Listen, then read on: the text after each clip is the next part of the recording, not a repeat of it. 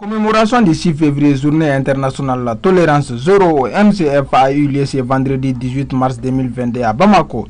L'objectif, inciter les hommes à s'engager davantage dans la lutte contre les VBG en vue d'être les hommes modèles dans la promotion et la protection des droits des femmes et filles. Cette cérémonie qui nous réunit ce matin se situe dans le cadre du projet intitulé « Protéger les droits des filles au Mali en mettant fin aux mutilations génitales féminines, mariage d'enfants et autres formes de violence basées sur le genre, adaptées au contexte du Covid-19 dans 30 villages du cercle de Nioro du Sahel et dans le district de Bamako.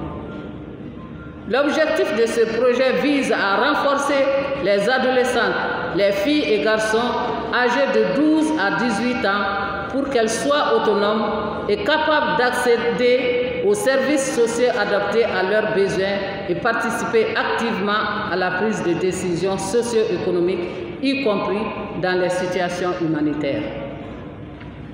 À cet effet, l'APDF a mené plusieurs activités d'information et de sensibilisation sur plusieurs thématiques, notamment la masculinité positive, qui est aujourd'hui l'objectif du concours culinaire.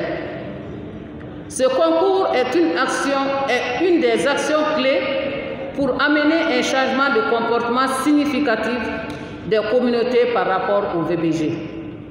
Chers époux, chers fils, chers frères, vous avez un rôle important à jouer pour l'émergence des femmes et des filles. Alors, je vous exhorte à prendre vos responsabilités pour un accompagnement efficace des femmes à réussir l'éducation de base de nos enfants, qui est un socle de développement harmonieux. Dans le cadre du projet CECI, VLF, Moussoya et UNICEF, une remise de kits et d'attestation aux bénéficiaires des activités génératrices de revenus suivies d'un concours culinaire entre les hommes. À cet effet, j'exhorte les bénéficiaires à faire une utilisation judicieuse de ces kits pour qu'elles soient désormais autonomes en ayant un certain pouvoir de décision et de gestion des affaires publiques à tous les niveaux. C'est le lieu de remercier nos partenaires techniques et financiers, CECI, VLF Moussoya et l'UNICEF, qui n'ont ménagé aucun effort pour appuyer techniquement et financièrement l'organisation de cette activité. Pour mettre fin au MCF, il faut une participation active des femmes à tous les niveaux. Les problématiques qui sont à l'égard des femmes sont énormes aujourd'hui et nous avions vite compris que nous ne pouvions pas bannir certains de ces cas de violation sans une implication effective des hommes.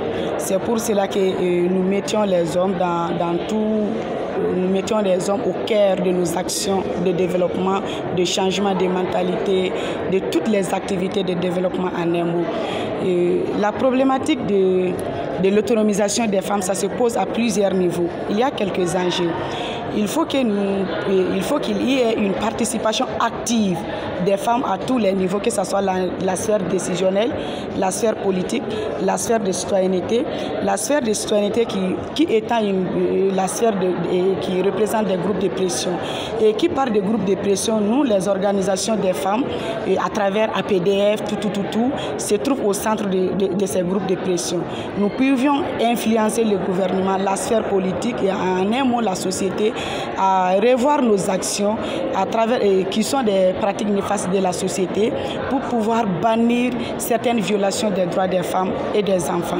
Je pense que c'est une très bonne chose que APDF a eu à penser, c'est une très bonne chose.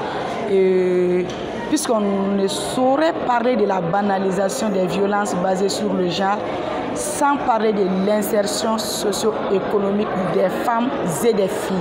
Je mettrai l'accent sur le cas des filles, puisqu'on a remis ces kits-là à la majorité aux filles. Puisque une telle personne peut subir des cas de violation parce que tu ne t'épanouis pas, parce que tu n'as pas quelque chose à gagner. Mais si tu es autonome, tu t'épanouis.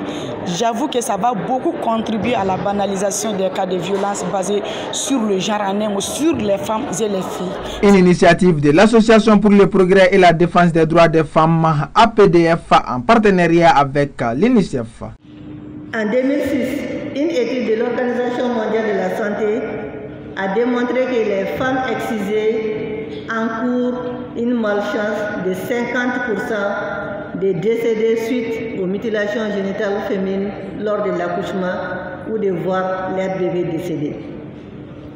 Et cette étude a été couronnée par une étude qui a été faite ici par le professeur Dolo du CHU Gabriel Touré à Mopti, qui a montré les mêmes conclusions, que 50% des femmes maliennes qui ont subi les mutilations génitales féminines ont le risque de perdre la vie en donnant la vie, ou ont le risque de voir leur bébé décédé suite aux conséquences des mutilations génitales féminines. La cérémonie qui nous réunit ce matin est pleine de signification, en ce sens qu'elle démontre, si besoin est encore, la reconnaissance par les communautés des conséquences néfastes de la pratique des mutilations génitales féminines, qui, jusqu'à un passé récent, était un sujet tabou au Mali. Accélérer les actions pour mettre fin aux mutilations génitales féminines, stop à l'excision d'issue des APDF.